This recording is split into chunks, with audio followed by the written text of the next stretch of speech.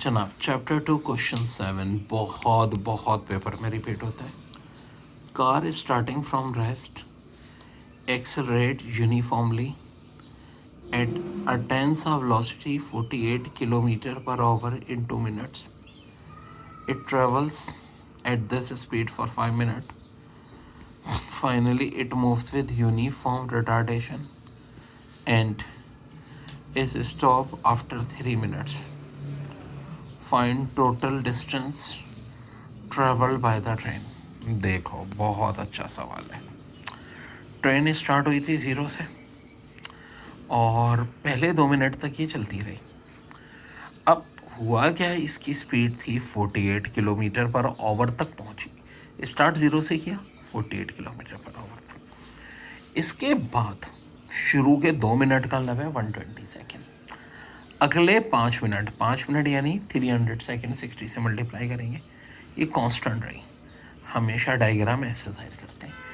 ये जब वी आई से स्टार्ट हो तो डायग्राम ऐसे ही एक ट्रायंगल बनेगा और अब ये रेक्टेंगल बनेगा. फिर क्या हुआ, रिटार्डेशन यानी स्पीड कम होना शुरू हुई और 3 मिनट बाद स्टॉप हो गई. 3 मिनट यानी 180 सेकेंड. अब देखो ये पॉइंट जब ये स्पीड 0 से 48 हुई, पहले 2 मिनट, स्टार्टिंग पॉइंट ए, इसको मैंने कह दिया बी.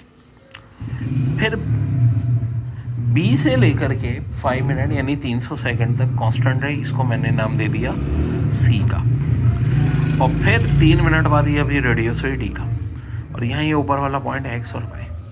अब देखो कुछ सबसे अहम बात की किलोमीटर पर आवर है तो 1000 से मल्टीप्लाई 2 दफ़ा 60 से डिवाइड करो 13.33. अब स्पीड तो देखो यही रहेगी. ठीक है. अब हमारा तरीका क्या होता है, मैथ्स में ना डिस्टेंस जब सॉल्व करना हो, यहाँ ही हम टाइम ज़ाहिर कर रहे हैं, इधर वेलोसिटी इस कर्व है, तो डिस्टेंस होता है वेलोसिटी इनटू टाइम. अब देखो 3 ट्रायंगल बने, एक ये ए बी एक्स जिसमें टाइम 120 सेकेंड है यानी बेस, और हाइट हमारी वेलोसिटी जो कि 13.33. तो फार्मूला होता है half into base into height. Half into 120 into 13.33 कितना हो जाएगा 800. ये वाला एरिया यानी इतना डिस्टेंस. अब 5 मिनट देखो ये शेप है रेक्टेंगल की, तो रेक्टेंगल के लिए एरिया होता है लेंथ इंटू ब्रेथ. लेंथ तो ये 300 सेकेंड हम ले लेंगे. वेलोसिटी कितनी है 13.33. इसको मल्टीप्लाई करो, ये 4000 आ जाएगा.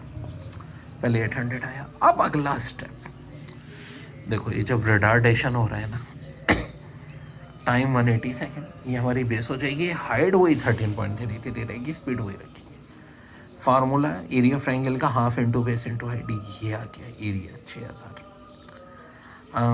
ठीक है. ये वाला एरिया आ गया 1200. अब देखो ये जो हमारा था डिस्टेंस 800 बना, यहाँ से यहाँ तक 4000, यहाँ से यहाँ तक 1200. एडअप कर लो तो करेक्ट आंसर आ जाएगा 6000. याद रहो जब भी ऐसे सवाल आए जिसमें स्पीड स्टार्ट हो 0 से, फिर फाइनल हो, फिर कांस्टेंट हो, फिर रिटार्डेशन, ऐसे ही डायग्राम बना के सॉल्व करेंगे.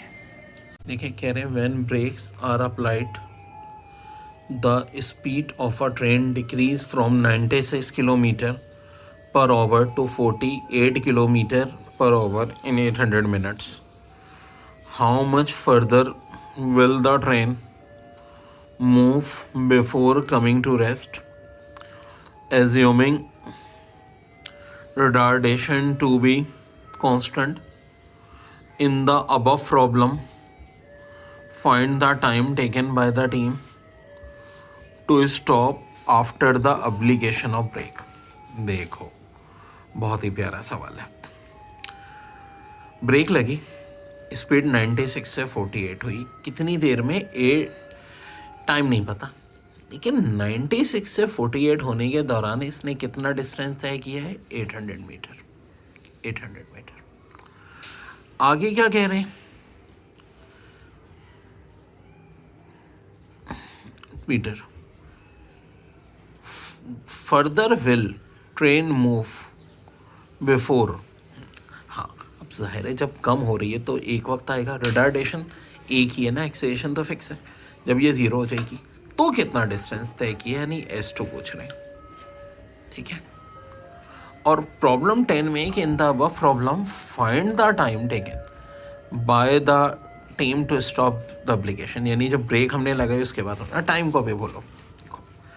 प्रॉब्लम ये कि स्पीड 96 किलोमीटर पर आवर से यहाँ तक 48 हुई। पहले इतना पार्ट कंसीडर कर लें। इसका डिस्टेंस ऑफ कोर्स s1 है। हमें पता है एक इक्वेशन होती है 2s = vf² - vi²।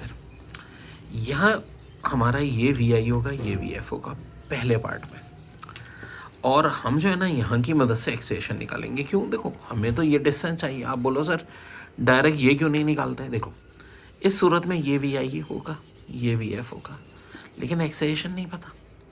एक्सेलरेशन तो सेम रह रहा है, तो और यहाँ का एक्सेलेरेशन निकाल लें। यहाँ का क्यों निकाल सकते हैं? यहाँ का एस पता है इस इक्वेशन में। अब प्रॉब्लम ये है कि 96 किलोमीटर पर आवर है, वही बात मल्टीप्लाई बाय 1000, 2 दफ़ा 60 से डिवाइड करो, 16.66 मीटर पर सेकंड बना। और ये जो 48 वाला है ये 13.33 बन जाएगा। मैं ना वैल्यू रख दूँगा 26.66 vi की जगह, vf की जगह 13.66, s की जगह 800, मेरा a आ जाएगा -0.33 मीटर पर सेकेंड स्क्वायर। अब ये a -0.33 पूरे में ना, यहाँ भी यही होगा। अब ये मेरा vi हो जाएगा 48 किलोमीटर पर आवर, जो कि 13.33 होता है। vf 0 हो जाएगा। a ये रख के मैं s2 जो मुझे चाहिए वो निकाल लूँगा मैं। ठीक है जनाब, ये देखें यहाँ से यहाँ तक का खेल हो चुका था। ये vi था, ये vf, अब ये vi, ये vf पुट किया। a की जगह 0.33, s2 चाहिए, vf 0, vi -13, ये भी आ गया s2। मेरा आंसर आ गया। अब जो अगला क्वेश्चन है हमारा, ठीक है, क्वेश्चन 9 तो हो गया, क्वेश्चन 10 उसमें उन्होंने देखिए यही बात तो की है कि अब problem find the time taken by the train to stop after the application of brake. Brake के बाद कितना टाइम लगा? सो देयर अब ना vi हमारा क्या होगा, ये 96 किलोमीटर पर आवर, जो मीटर पर सेकंड में 26.66 है, अभी मैं निकाल चुका हूँ उसको, ठीक है। और vf ये 0 ब्रेक अप्लाई करने से। अच्छा जी, अब बहुत सारे फार्मूलों में से एक फार्मूला हमारा होता है vf = vi + 80। ये क्यों आसान है? vf 0 है, vi 26.66 है, a -0.33 है, ये हमने लगा दिया जनाब। मैथ्स के रूल कहता है कि ये माइनस से उधर जाके +0.33 हो गया। 0.33 को 26.66 से डिवाइड करते हैं, आंसर आ जाएगा आप 80 सेकेंड।